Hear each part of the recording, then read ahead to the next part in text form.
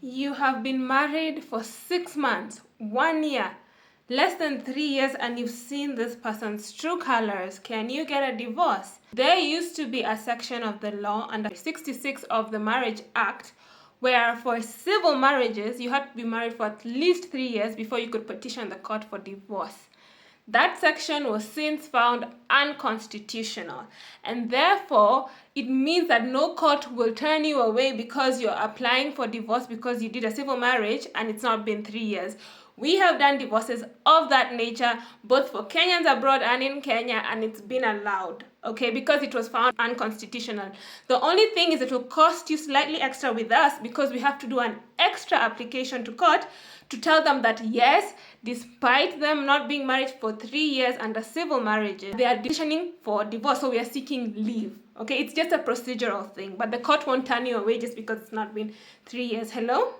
My name is Gloria Nafula. I'm an advocate of the High Court in Kenya. I specialize in family law, meaning divorce, children's succession, and land law because we are located in Ruiru Town, and in Kiambu County, there are very many land cases. So, today we're going to be talking about the grounds for divorce, and specifically whether you can get divorced if you've not been married for 3 years.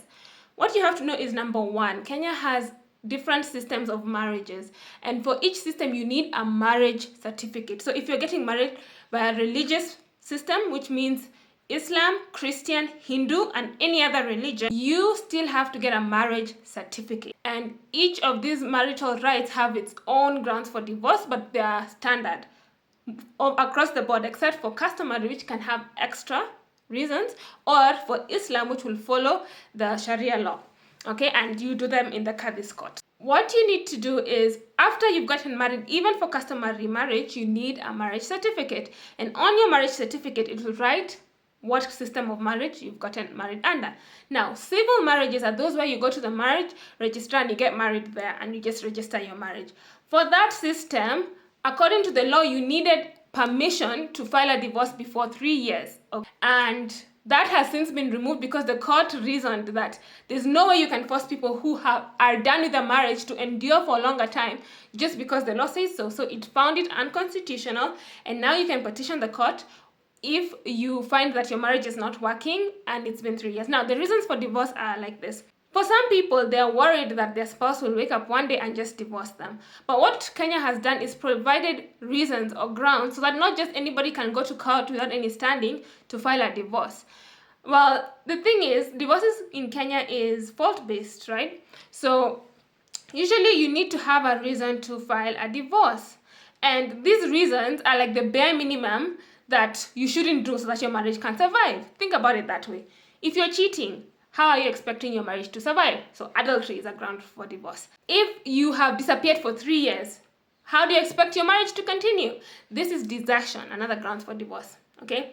If you're perpetually cruel to your spouse, putting them down, being violent, how do you expect your marriage to continue? The lawmakers were being very practical, and so that's another ground for divorce, okay? If you have differences that cannot be put into these other three reasons. For example, there are differences in values. One is very religious and one is low-key a witch, no offense, having you doing weird customary practices like jumping over graves. Like, you cannot tolerate this because you have a difference in values. Therefore, you put that in your divorce petition as irreconcilable differences. These are things that when done, you cannot expect a marriage to continue. And so these are the grounds we put in the divorce petition. But the thing about Kenya law, what you have to understand is the court is never trying to force any couple to be together. If you plead them, even if you can low-key not prove, because it's hard to prove things like adultery, it's hard to prove things like, disrespectful, abusive, financial abuse. It's hard to prove, but what the court is just trying to get into a conclusion, and what they will ask you in court is, what do you want the court to do for you? I want a divorce. We are no longer living as man and wife, and that's all you need to do. They're not trying to make it hard on you. Times have changed. If it was before the Marriage Act and before the new constitution, things were different. You kind of had to prove a little bit more. But now, the court is willing to split you as long as you want to be split apart. So you don't have to worry about that. Divorce, for me, I think is one of the most straightforward legal processes in Kenya. Another thing you need to know is nobody is going to force you to pay costs in family matters. Specifically, each party bears their own costs 90% of the time. So when you file a divorce, even if you don't defend yourself technically, then you will not be forced to pay costs, right? So if you're looking through the divorce petition, unless they're asking for prayers such as they want a refund of dowry and a customary law, most people choose to not defend because it will go faster that way. But you can still go in court and see what they're saying. That's very much allowed to you. Even if the matter is undefended, you can log into the court link and listen in.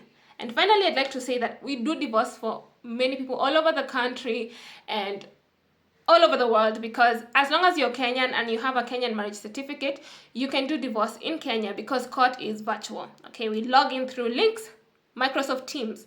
I send you the link the day we need you, because we don't need you all the time. The mentions, it's me, the advocate, who will update the court on the ongoings, whether we've served the other party or not. So I give you the link and you log in that day, 10 minutes, we're done with the hearing.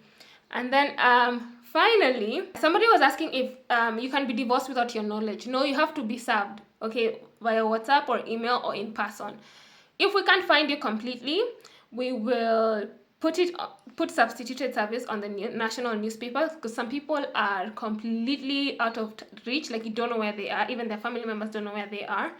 So how we do this is we put an advert on the newspaper that there's a case against this person, and if they don't show up, then it is deemed that they saw it and they just chose not to come. So for consultation, please WhatsApp us on the description or email the email for direct access to me and for faster response. Hope you enjoyed the video. Thank you and bye.